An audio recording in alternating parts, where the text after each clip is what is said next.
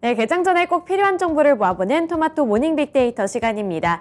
중국 곳곳에서는 정부의 제로 코로나 정책에 반대하는 시위가 격화가 되고 있습니다. 이에 따라 어제 국내 증시도 흔들리면서 양시장 모두 큰 폭으로 하락세로 장을 마쳤는데요. 이 안에서 외국인과 기관의 수급 살펴보면서 오늘장 힌트도 얻어보겠습니다. 먼저 코스피 시장부터 살펴보시죠. 우선 외국인과 기관이 가장 많이 매수한 종목들부터 보겠습니다. 외국인 살펴보시면 아직까지도 2차 전지 셋업체가 1위를 기록하고 있는데요. 그중에서도 삼성 SDI가 가장 큰 관심을 받았습니다. 그리고 반도체 관련해서는 삼성전자의 이 저점 매수에 나섰는데요. 삼성전자가 어제도 장중에 5만 원대까지 내려가기는 했습니다만 외국인의 매수세가 대거로 들어왔다는 점 체크해 보셔야겠습니다. LG 이노텍 같은 경우에는 개별 호재 소식이 있었는데 애플카와 관련되어 있었고요. 특징주 가서 더 자세하게 살펴보도록 하겠습니다. 그 아래로 삼성 엔지니어링 그리고 DB 하이텍까지 있습니다. 기관 살펴보겠습니다. 기관이 LG전자를 가장 많이 사들였는데요. 어제는 이렇게 LG그룹주들이 상승세를 나타냈고 관심을 많이 받았습니다. 애플카 이슈가 있었고요. 그 아래로 포스코홀딩스도 있습니다. 아모레퍼시픽 쪽으로도 기관의 매수세가 많이 유입이 됐는데 중국에서는 이 봉쇄 조치에 대한 뭔가 시민들의 반발이 많이 나타나고 있지만 오히려 이렇게 화장품 관련 종목들은 봉쇄 해제 기대감을 받으면서 이렇게 각광을 좀 받았는데요. 특징주 가서 더 자세하게 보도록 하겠고요. 아래로 메리츠 금융지주, SK이노베이션도 있습니다.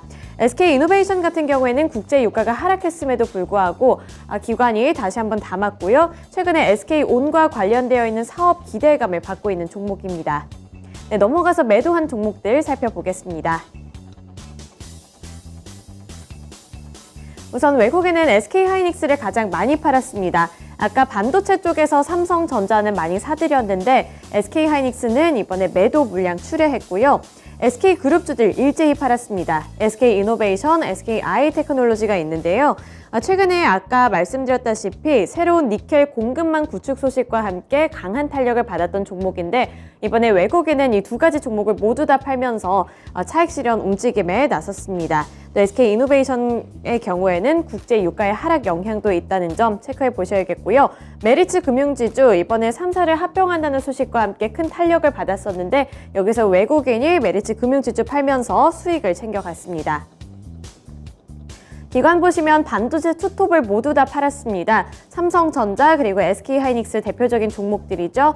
그리고 2차 전지 셋업체 쪽에서 LG에너지솔루션이 최근에 또 관심을 받는 듯 했는데 여기서 기관이 다시 한번 판 종목입니다. 또 조선 관련해서는 현대미포조선이 가장 대표적으로 리스트에 이름을 올렸는데요. 이번에 조선주들의 주가의 변수로 작용하고 있는 국제 유가가 하락하게 되면서 이렇게 조선주들이 일제히 하락세를 연출을 하기도 했습니다. 또 이러한 유가 하락에 관련해서는 중국의 코로나19 확산에 따른 수요 둔화 우려 속에 이틀째 약세를 이어갔고요. 따라서 이렇게 조선주들까지도 좀 타격을 받는 모습이 연출됐습니다. 마지막으로 카카오까지 기관이 많이 팔았습니다. 코스피 시장에서의 특징주 살펴보시죠. 우선 첫 번째로 LG그룹주들입니다. LG그룹주들이 애플의 전기차 사업 협력 기대감에 상승세를 나타냈는데요. 애플과 전기차 사업에서 협력할 수 있다는 기대감이 주가를 끌어올렸습니다. LG전자와 LG이노텍이 이 사업과 관련해서 가장 수혜를 많이 받을 수 있을 만한 종목으로 꼽히고 있는데요. 애플이 만약에 2025년에서 2026년 사이에 애플카 출시를 계획을 하고 있다면 내년부터는 이 부품 공급망 구성을 시작할 것이라는 증권가의 전망이 나왔습니다. 애플은 이렇게 모든 라인업을 확보하고 있는 LG그룹과 협업할 가능성이 크다는 증권가의 분석과 함께 이 두 가지 종목이 대표적인 종목으로서 큰 관심을 받았습니다. 넘어가서 두 번째 특징주 살펴보겠습니다. 어제 아모레퍼시픽을 비롯한 화장품 관련 종목들이 시장에서 관심을 많이 받았는데요. 중국의 봉쇄 시위에도 이 기대감 때문에 상승을 했습니다. 중국의 봉쇄 반대 시위 여파로 국내 증시가 하락한 것과는 다르게 이 조치로 인해서 앞으로 봉쇄 정책이 해제될 것이라는 기대감 때문에 이렇게 상승세가 나타난 건데요. 오히려 이런 시위가 악재가 아닌 호재로 작용이 된 겁니다. 이번 시위를 계기로 제로 코로나 정책이 생각했던 것보다 더 빠르게 끝날 수 있을 것이라는 기대감이 작용이 된 건데 이번에 글로벌 IB 쪽에서도 내년 상반기부터는 4월 이내에는 제로 코로나 정책이 없어질 것이라는 긍정적인 전망도 내놨습니다. 따라서 화장품 관련주들을 향한 기대감까지 높아지고 있다는 점 체크 포인트로 두셔야겠습니다. 네, 넘어가서 코스닥 시장 살펴보겠습니다.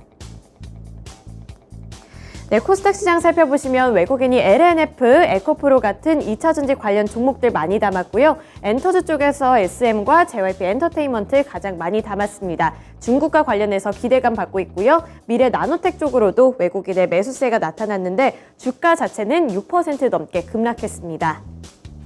기관 같은 경우 살펴보시면 기관도 마찬가지로 2차전지 소재 쪽에서 에코프로를 가장 많이 담았고요. 아래로 인텔리안테크 쪽으로도 기관의 매수세가 유입이 됐습니다. 요즘에 쭉 오르는 추세를 이어가고 있는 종목이라는 점 염두에 두셔야겠고요. 또 어제는 메타버스 관련해서 자이언트 스텝을 가장 많이 담았습니다. 자이언트 스텝뿐만 아니라 관련되어 있는 종목들 일제히 좀 상승 흐름을 나타냈고요. 모트렉스와 메가스터디 교육 쪽으로도 기관의 매수세가 유입이 됐습니다. 매도한 종목들 살펴보겠습니다. 이번에 위메이드를 가장 많이 팔았습니다. 리스크가 지속적으로 좀 부각이 되고 있는데 추가 하락 가능성이 불거지고 있는 만큼 위믹스와 관련되어 있는 소식 쭉 지켜보셔야겠고요. 또 위즈익 스튜디오 가장 많이 팔았습니다. 장 초반에 반짝 상승하다가 오후장부터는 다시 한번 하락세로 추세를 전환했는데 재벌집 막내 아들이 최근 며칠간 주가를 견인을 했지만 이번에는 차익 실현 매도 물량이 나타났습니다. 아래로 다오데이터, 유바이오로직스, HLB 생명과학이 있는데요. 제약바이오주들 쪽에서도 외국인이 모멘텀과 관련해서 탄력을 받았던 종목들 팔면서 수익 실현에 나섰습니다. 기관 보시면 2차전지 소재 쪽에서도 좀 엇갈리는 모습이 나타나고 있는데요. 매도한 종목들 쪽에서는 에코프로비엠이 대표적인 종목들이고요. 그리고 바이오 쪽에서도 기관 역시 많이 팔았습니다. 셀트리온 헬스케어와 HLB가 대표적인 종목들이고요. 그리고 최근에 로봇 쪽으로 이렇게 순환매가 돌았는데 레인보우 로보틱스 팔았습니다. 엔터즈 쪽에서는 JYP 엔터테인먼트 팔면서 수익 실현 움직임 나타냈습니다. 코스닥 시장에서의 특징주 살펴보시죠. 모트렉스인데요. 모트렉스가 전기차 배터리 패키징 양산 개시에 상승세를 나타냈습니다.